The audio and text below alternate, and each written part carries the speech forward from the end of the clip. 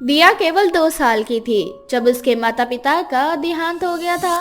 उसके माता पिता के देहांत के बाद उसकी सारी जिम्मेदारी उसके चाचा चाची पर आ गई थी, जो कि उसे जरा भी पसंद नहीं किया करते थे। समय यूं ही बीतता जाता है और देखते ही देखते दिया 13 साल की हो जाती है। और ऐसे ही एक दिन सुनिए जी, मैं कह देती हूँ इस लड़की को और अपने घर में नहीं रहने दूंगी। एक तो आपकी भतीजी काली है काली, ऊपर से इसके माँ बाप भी नहीं है। अरे मैं पूछती हूँ कि आखिर इसका खर्चा हम कब तक उठाएंगे। जल्दी से जल्दी इसकी शादी करो और इसे घर से निपटाओ। अरे भाग्यवान, थोड़ा तो सब्र रख। अभी वो सिर्फ 13 ही साल की है। अगर हमने इस काली का बाल विवाह कर दिया तो कहीं ऐसा ना हो कि हमें जिंदगी भर जेल में बैठकर चक्की पीसना पड़े। एक तो आपके भैया भाभी ने इस कलमुही को हमारे सीने पर मूंग दलने के लिए छोड़ दिया और ऊपर से खुद पहुंच गए ऊपर। और अब आप कह रहे हैं कि ये सिर्फ 13 साल की है। देखो जी, मेरे सामने ये बहानेबाजी नहीं चलेगी। हमारी शादी भी तो बचपने में ही हुई थी। और वैसे भी गांव में ऐसी कौन सी लड़की है जिसकी शादी जवानी में हुई हो। अरे अपने गांव में तो हर महीने किसी ना किसी का बाल विवाह होता ही रहता है। बोल तो तुम सही रही हो। मैं कल ही जाकर दिया की शादी की बात चला देता हूँ। कमबख्त ये इतनी काली है कि दहेज भी ज्यादा देना पड़ेगा। तुम पागल हो गए हो क्या? कौन सा ये हमारी खुद की बेटी है जो हम इसके शादी अच्छे घर में कराएंगे? अरे जैसा लड़का मिलता है उससे उसकी शादी करा दो और हटा दो उसे यहाँ से। और हाँ, ऐसा लड़का देखना जिसमें हमें दहेज वहेज ना देना पड़े। अरे भाग्यवान, अब ऐसा लड़का कहाँ से लाकर दूं तुम्हें जो दहेज न मांगे। तुम्हें तो पता ही है कल की दुनिया में दहेज की मांग कितनी है। इस कलमुही का काला रंग देखकर तो लड़का इससे शादी भी नहीं करेगा।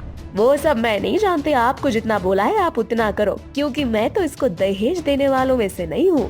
अब दिया का चाचा बिल्कुल ऐसा ही करता है और दिया के लिए उसके बाप की उम्र का लड़का देखने लगता है। क्योंकि दिया काली होती है इसलिए कोई उसे पसंद नहीं करता। अगर कोई लड़का उसको देखने भी आता तो उसका काला रंग देखकर उसे मना करके चला जाता। इसी तरह से 2 महीने बीत जाते हैं पर दिया के लिए कोई लड़का नहीं मिलता। 2 महीने से ऊपर हो गए, इस मनहूस के लिए कोई भी लड़का नहीं मिल रहा। इसके माँ बाप तो मर गए पर इस बोझ को हमारे ऊपर छोड़ गए ताकि जिंदगी भर हमारी छाती पर बैठकर सांप की तरह लोटे। दिया के चाचा चाची आपस में बात कर ही रहे होते हैं कि तभी वहाँ दिया आ जाती है और अपने चाचा चाची की बातें सुनकर अपने चाचा चाची से कहती है, चाचा चाची, आप दोनों मुझे हर समय कोसते क्यों रहते हैं? अगर मैं आप लोगों के लिए बोझ हूँ तो आप मुझे मेरा हिस्सा वापस कर दीजिए जो मरने से पहले मेरे माता पिता ने आपको दिया था। मेरी जिम्मेदारी के साथ मुझे गांव वालों ने बताया है और ये घर और धन, ये सब दौलत, ये मेरे माता पिता की यानी कि मेरी है।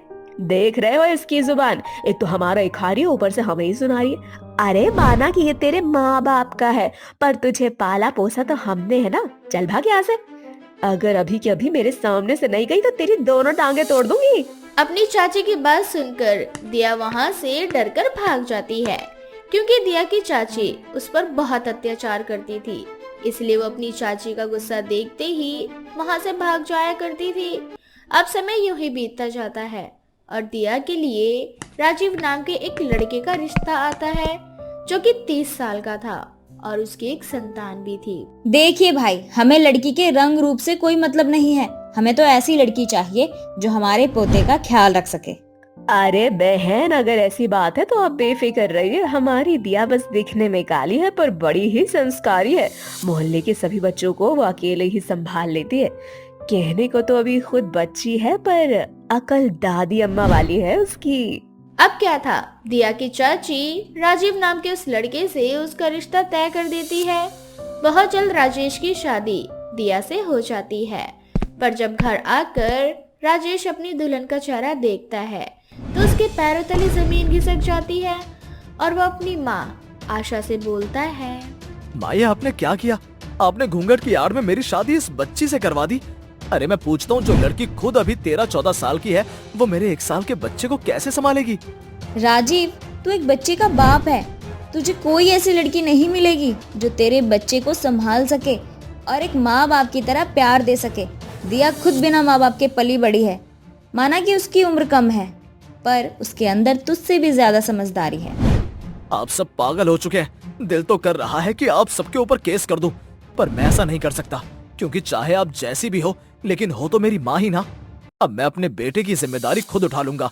मैं खुद अपने बेटे की परवरिश करूंगा और दिया के साथ जो गलत हुआ है उसे भी ठीक करूंगा, सही उम्र पर उसकी शादी करवा कर। आप ऐसे क्यों बोलते हैं? आप जैसे भी हो, मैं ही आपकी पत्नी हूँ। मैं किसी और से शादी नहीं करूंगी। और वैसे भी मुझसे अब कौन शादी करेगा?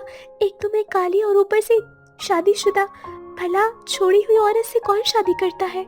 दिया की ऐसी बातें सुनकर राजीव की बोलती बंद हो जाती है और वो वहाँ से चला जाता है। अब राजीव को कुछ समझ नहीं आता कि वो क्या करे, वो अपनी माँ की इस गलती को कैसे सुधारे। लेकिन राजीव ठान लेता है कि वह दिया को अब पढ़ाएगा और लिखाएगा और आगे बढ़ाएगा। उसके साथ आज तक जो भी गलत हुआ, अब वो उन सब के खिलाफ खड़ा होकर आवाज उठाएगा और गांव में हो रहे बाल विवाह को रोकेगा। दिया, तुम्हें पढ़ाई करना पसंद है? हाँ, बहुत ज्यादा। पर मैं कभी स्कूल नहीं गई। चाचा चाची ने कभी मुझे स्कूल ही नहीं भेजा। वो तो हमेशा मुझसे घर के सारे काम करवाते थे। अगर मुझसे कोई गलती होती तो मारते भी बहुत थे।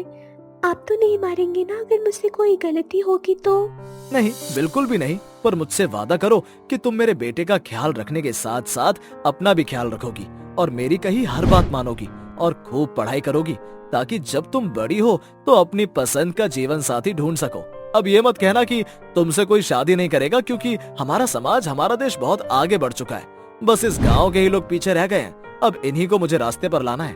पर मैं किसी और के बारे में कैसे सोच सकती हूँ? मुझे तो मेरे चाचा जी ने यही सिखाया है कि पति देवता समान होता है।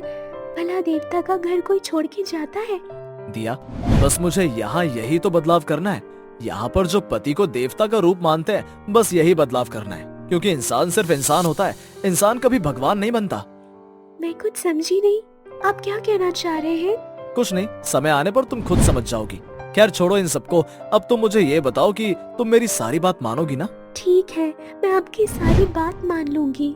और इस तरह से राजीव दिया की जिम्मेदारी भी अपने सर पर ले लेता है और अपने बेटे के साथ अपनी बीवी की भी देखभाल करता है और उसे खूब पढ़ाता लिखाता है। इसी तरह से कुछ साल बीत जाते हैं और देखते ही देखते दिया 20 साल की हो जाती है और दिया अपनी मनपसंद के लड़के से राजीव को मिलवाती है। राजीव भी उसकी शादी उसके मनपसंद लड़के से करवा देता है और इस तरह से दिया की जिंदगी में खुशियां आ जाती है। 3 जादुई चक्की। रामपुर गांव में एक छोटा सा परिवार रहता था जो कि बहुत गरीब था। भुवन अपनी बीवी और बच्चों का पेट भरने के लिए आए दिन मेहनत किया करता था। उसको जो काम मिलता वो कर लेता था। कभी वो मजदूरी करता तो कभी वो किसी दुकान की सफाई करता। ऐसे ही करके उसको रोज जो भी दिहाड़ी मिलती उसी से वो अपने बीवी बच्चों का पेट भरा करता था। ऐसे ही एक दिन उसका बेटा चीकू कुछ बच्चों को अच्छी और महंगी चीज खाता हुआ देखता है। ये देखकर उसको भी लालच आ जाता है और वो उन बच्चों के पास जाता है और कहता है, तुम ये क्या खा रहे हो? इसे पिज्जा बोलते हैं, ये बर्गर है। अरे हम बता भी किस गरीब को रहे हैं जिसने कभी स्वादिष्ट पकवान को देखा ही नहीं है। ये बोलकर सभी बच्चे चीकू का मजाक बना देते हैं। ये देखकर चीकू उदास हो जाता है और घर जाता है। चीकू को उदास देखकर उसकी माँ रूपा उसके पास जाती है और उससे बोलती है, अरे क्या हुआ मेरे लाल को? आज मेरे राजकुमार का मुंह क्यों उतरा हुआ है? माँ, अगर मैं आपका राजकुमार हूँ तो आप क्यों मुझे बाकी बच्चों के जैसा खाना नहीं देते? आपको पता है सारे बच्चे कितना स्वादिष्ट भोजन करते हैं जिसका मैंने कभी नाम भी नहीं सुना। बेटा, शायद हमारे नसीब में कुछ अच्छा खाने को है ही नहीं। और मैं तुझसे वादा करती हूँ, आज मैं तुझे केवल रोटी और प्याज नहीं दूंगी। आज तुझे रोटी के साथ सब्जी भी मिलेगी। सच्ची माँ, तुम सच कह रही हो? हाँ मेरे लाल, मैं सच बोल रही हूँ। बस तू एक बार अपने पापा को आ जाने दे, उसके बाद हम सब मिलकर एक साथ रोटी और सब्जी खाएंगे। ये बोलकर रूपा खाना बनाने लगती है और कुछ देर बाद भुवन घर आ जाता है और कुछ पैसे रूपा के हाथ में थमाते हुए कहता है, ये कुछ पैसे रख लो और इससे कल अनाज ले आना। कल अपने बेटे चीकू का बर्थडे है ना, तो मैं सोच रहा हूँ कि आज थोड़ी और मेहनत कर लूँ ताकि कल हम अपने बेटे को अच्छी अच्छी चीजें दे सके, जिसकी जिद ये हमेशा करता है। इसका मतलब आप फिर से कहीं और काम ढूंढने जा रहे हैं? हाँ रूपा, मैं सारी रात काम करूंगा और अब कल रात को ही आ पाऊंगा। अच्छा, ठीक है, पर आप खाना तो खा लीजिए। खाना खाकर भुवन घर से निकल जाता है और काम की तलाश में चल देता है। ये सब देखकर चीकू को अच्छा नहीं लगता। अगले दिन चीकू सुबह सुबह उठता है और उसकी माँ उसे बर्थडे विश करती है। कुछ देर बाद चीकू खेलने के लिए बाहर जाता है, पर कोई भी उसको अपने साथ नहीं खिलाता। जिसके बाद चीकू निराश होकर एक तालाब के पास बैठ जाता है और तालाब में पत्थर फेंकने लगता है। तभी उस तालाब में से एक बड़ी सी मछली बाहर आती है, जिसे देखकर चीकू बहुत डर जाता है और वहां से भागने लगता है। पर वो विशाल जादुई मछली चीकू को रोकती है और उसे कहती है, क्या हुआ बेटा, तुम इतने निराश क्यों हो और तालाब में इस तरह से पत्थर क्यों फेंक रहे हो? क्या तुम जानते हो तुम्हारे ऐसा करने से किसी को चोट लग सकती है? मुझे माफ करना अगर मेरी वजह से आपको चोट लगी हो तो, पर मैं बहुत दुखी हूँ क्योंकि आज मेरा बर्थडे है और हम बहुत गरीब हैं और मेरा बर्थडे बनाने के लिए, मुझे अच्छा अच्छा स्वादिष्ट खाना खिलाने के लिए मेरे पापा कल से मेहनत कर रहे हैं और रात को घर भी नहीं आए। अच्छा, तो ये बात है जिस वजह से तुम इतने दुखी हो और तालाब के पास आकर उसमें पत्थर फेंक रहे हो। पर तुम चिंता मत करो, मैं तुम्हारी सारी समस्याओं का हल कर दूंगी, पर इसके बदले में तुम्हें मेरा एक काम करना होगा। पर मैं तो छोटा सा बच्चा हूँ, मैं आपकी क्या मदद कर पाऊंगा? अब तुम ही मेरी मदद कर सकते हो। यहाँ पर कुछ दिनों से मछुआरे आ रहे हैं मछली पकड़ने के लिए और एक एक करके जाने अनजाने में कई अनोखी मछलियों को मछुआरे नष्ट करते जा रहे हैं। मैं चाहती हूँ कि तुम उन मछुआरों को रोको ताकि हमारी प्रजातियां बची रहें। इसके बदले में मैं तुम्हारी मदद करूंगी। मछली की ये बात सुनकर चीकू उससे वादा करता है कि वो मछुआरों को यहाँ से मछली पकड़ने से रोकेगा। ये वादा करके चीकू अपने गांव जाता है, जहां वो देखता है कुछ मछुआरे तालाब में मछली पकड़ने के लिए जा रहे होते हैं। उन्हें देखकर चीकू उनके सामने हांफते हुए आता है और घबराते हुए उनसे कहता है, आप लोग उस तालाब में मत जाओ, मैंने वहां एक बहुत बड़ा राक्षस देखा है। उसने मुझसे बोला कि अगर आज कोई भी मछुआरा वहां गया तो वो सबको मार डालेगा। मैं बड़ी मुश्किल से अपनी जान बचाकर आया हूँ। मेरी सबसे विनती है आप लोगों से कि आप सब वहां पर मत जाइए। चीकू की बात सुनकर सारे मछुआरे डर जाते हैं और उस तालाब पर जाना बंद कर देते हैं। कुछ देर बाद चीकू दोबारा से तालाब पर जाता है और उस मछली से कहता है, तुमने जैसा कहा मैंने वैसा किया। अब तुम बताओ तुम मेरी मदद कैसे करोगी और किस तरह से हमारी गरीबी को खत्म करोगी? चीकू की आवाज सुनकर वो जादुई मछली बाहर आती है और बाहर आकर चीकू को 3 जादुई चक्की देती है और उसे कहती है, ये है जादुई चक्की। एक जादुई चक्की से सोना निकलेगा और दूसरी चक्की से चांदी और तीसरी चक्की से हीरा। इस चक्की से निकलने वाले धन दौलत से तुम रातों रात अमीर हो जाओगे। पर हाँ, अगर मन में पाप रखा तो ये चक्की अपना काम करना बंद कर देगी। इसीलिए इस चक्की का प्रयोग उतना ही करना जितना कि तुम्हें जरूरत हो। ये सब सुनकर चीकू हैरान हो जाता है और इन तीनों चक्कियों को लेकर अपने घर आ जाता है। घर जाकर वो अपनी माँ को ये सारी बात बताता है। ये सारी बातें सुनकर रूपा को हैरानी होती है और उसे विश्वास नहीं होता। चीकू अपनी माँ को विश्वास दिलाने के लिए पहली चक्की को चलाता है, जिसमें से कुछ चांदी बाहर निकलती है। उसके बाद दूसरी चक्की चलाता है, जिसमें से सोना निकलता है। इसी तरह से फिर वो तीसरी चक्की चलाता है, जिसमें से हीरे निकलते हैं।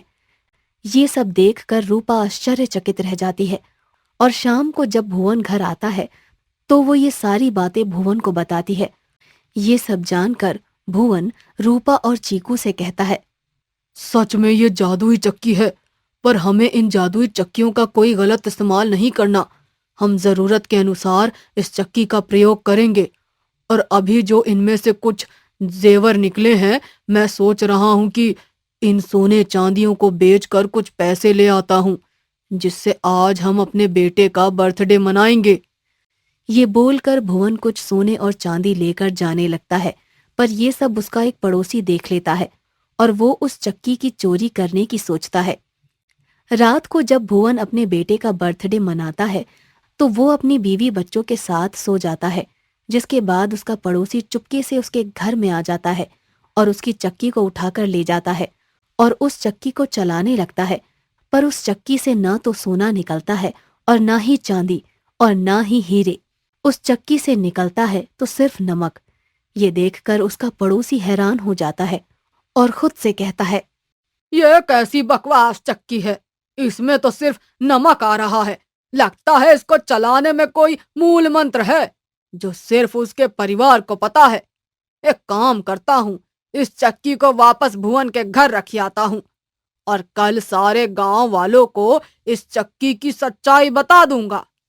ये बोलकर भुवन का पड़ोसी उन चक्कियों को भुवन के घर रखाता है और अगले दिन सारा सच गांव वालों को बता देता है, जिसके बाद सारे गांव वाले भुवन के पास जाते हैं और उस चक्की का राज पूछते हैं। गांव वालों की भीड़ देखकर भुवन भी सारी सच्चाई उन्हें बता देता है और गांव वालों से कहता है, हाँ, ये चक्की जादुई चक्की है, पर ये चक्कियां अपना काम तब करती हैं जब कोई सच में मुसीबत में हो और सच्चे दिल से इस चक्की की मदद चाहे। अगर मन में पाप रखकर हम कोई भी कार्य इस चक्की से करेंगे तो ये जादुई चक्की अपने जादू से सोना चांदी और हीरे नहीं देगी। इसीलिए हम सब गांव वालों को मिलकर इस चक्की का यूज करना चाहिए, पर अपनी आवश्यकता के अनुसार। सारे गांव वाले भुवन की बात मान जाते हैं और भुवन उन तीनों चक्कियों को अपने ही पास रखता है। और जब भी किसी गांव वालों को पैसे या सोने चांदी या हीरे की जरूरत पड़ती तो भुवन के पास आते और भुवन उस चक्की को चलाकर गांव वालों की मदद करता और सभी की जरूरतों को पूरा करता था। और इसी तरह से वो एक छोटा सा गांव आर्थिक रूप से एक बहुत बड़ा गांव बन जाता है। गरीब चुड़ैल पर बारिश का कहर। काली अंधेरी रात तेज तूफान चल रहा था और उस तूफान और बारिश ने न जाने कितने ही गरीबों से उनका घर छीन लिया था। उन्हीं में से कुछ गरीब अनाथ बच्चे जो सड़क पर झुग्गी में रहा करते थे, परंतु उस रात उनसे वो भी छिन जाता। तो वहीं तेज वर्षा और तूफान चलने के कारण एक चुड़ैल जंगल से बाहर आती है और उसकी नज़र दो मासूम गरीब अनाथ बच्चों पर पड़ती है जो बारिश से बचने के लिए यहाँ वहाँ भाग रहे थे। उन बच्चों को देख चुड़ैल इंसानी रूप लेकर उनके पास जाकर बोलती है, अरे बच्चों, ये तुम दोनों क्या कर रहे हो? देखना ही रहा कितनी तेज हवाएं चल रही हैं, बिजली कड़क रही है, बारिश हो रही है। ऐसे में तुम्हें लग गई तो तुम्हारे माता पिता कहाँ हैं? उनके पास दिमाग नहीं है जो उन्होंने तुम दोनों को ऐसे ही घर से बाहर निकाल दिया? हमारा इस दुनिया में और कोई नहीं है और मेरी छोटी बहन पिंकी, हम दोनों ही अनाथ हैं। ये सुनकर चुड़ैल को बहुत बुरा लगता है, जिसके बाद चुड़ैल उन दोनों को अपने साथ पास के ही खंडर में ले जाती है और उन दोनों से बोलती है, बच्चों, अब से मैं ही तुम्हारी माँ हूँ, अब से हम तीनों साथ रहा करेंगे। इतना बोलकर चुड़ैल उन दोनों को अपने बच्चों की तरह एक माँ की तरह लोरी सुनाकर सुला देती है। अगली सुबह जब रवि और पिंकी की आँख खुलती है तो रवि पिंकी से बोलता है, पिंकी, बहुत भूख लगी है ना? कल रात को भी हमने कुछ नहीं खाया था। इसी बारिश और तूफान की वजह से हम कल रात को भूखे रह गए थे। अब बारिश रुक चुकी है, हम दोनों भीख मांगने चलते हैं। इतना बोलकर रवि और पिंकी चुड़ैल को सोता हुआ छोड़कर भीख मांगने के लिए चले जाते हैं। वो दोनों अब रोड पर भीख मांगने लगते हैं। तो वहीं जब चुड़ैल की आंख खुलती है तो वो रवि और पिंकी को इधर उधर ढूंढने लग जाती है, परंतु उसे वो दोनों बच्चे कहीं नहीं मिलते। इसी तरह से रात हो जाती है और रात होने के कारण वो अपना असली रूप लेकर उन दोनों बच्चों को ढूंढने लगती है। तभी उसकी नज़र रोड पर पिंकी और रवि पर पड़ती है। एक सेठ मासूम छोटी सी पिंकी के साथ बदतमीजी कर रहा होता है। तो वहीं रवि अपनी बहन को बचाने की पूरी कोशिश कर रहा होता है, पर उन गुंडों ने रवि को पकड़ा हुआ था। ये देखकर चुड़ैल का गुस्सा बढ़ जाता है और वो अपनी शक्तियों से आसपास के खड़े सभी पेड़ों को अपनी शक्तियों से उखाड़ देती है। ये सब देख गुंडे एक दूसरे से बोलते हैं, ये सब क्या हो रहा है? पेड़ अचानक से कैसे उखड़ गया? वे गुंडे ये सब कुछ सोच ही रहे होते हैं कि तभी उन्हें चुड़ैल की आवाज सुनाई देती है। तुम गुंडों को शर्म नहीं आती एक मासूम बच्ची के साथ इस तरह का घिनौना काम करते हुए? पर कोई बात नहीं, अब मैं तुम्हें इस लायक नहीं छोड़ूंगी कि तुम किसी के साथ बदतमीजी कर सको। अबे कौन है तू? सामने आ। अच्छा, इतनी ज्यादा जल्दी है तुम लोगों को मरने की? तो लो, देख लो अपनी मौत को। इतना बोलकर चुड़ैल उनके सामने आ जाती है। रवि और पिंकी अपने सामने चुड़ैल को देखकर बहुत डर जाते हैं, लेकिन चुड़ैल उन बच्चों को अपनी शक्तियों से बेहोश कर देती है। तो वहीं गुंडे भी चुड़ैल को देखकर वहां से भागने की कोशिश करने लगते हैं, लेकिन चुड़ैल अपना विशाल रूप ले लेती है और अपने दोनों हाथ बड़े करके अपनी मुट्ठी में उन गुंडों को पकड़ लेती है और उनसे बोलती है, क्या हुआ? तुम तो मेरा सामना करने वाले थे ना, और मेरे आते ही इतना ज्यादा डर गए कि अपनी जान बचाकर भागने लगे? हमें छोड़ दो, हमसे गलती हो गई, हमें जाने दो। सही कहा तुमने, गलती तो तुमसे हुई है। तुमने एक चुड़ैल के बच्चों पर हाथ डाला है। उन बच्चों को मैंने गोद लिया है और अब मैं उन बच्चों की माँ बनकर उन्हें पालूंगी, और जो कोई भी मेरे बच्चों की तरफ आंख उठाकर देखेगा मैं उन्हें मौत के घाट उतार दूंगी। इतना बोलकर चुड़ैल उन सभी गुंडों को एक साथ निगल जाती है।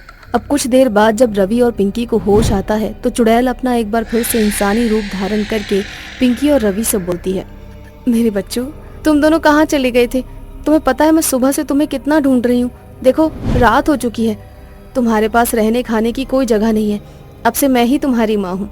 तुम्हें कोई भी जरूरत पड़े तो तुम दोनों सीधा आकर मुझसे बोलना।